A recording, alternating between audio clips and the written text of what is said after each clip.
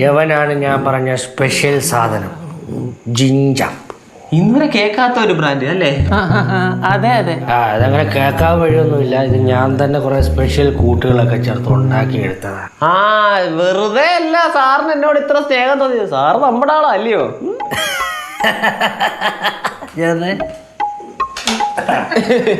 സാറേ, സാറിന് പാർട്ടി വേണോ? വേണം. സാറിന് ഡാൻസ് കളിക്കണോ? കളിക്കണം. നമ്മളിവിടെ അറേഞ്ച് ചെയ്യും. നമ്മൾ ഇവിടെ ഇരുന്ന് കളിക്കും. ജിഞ്ചർ.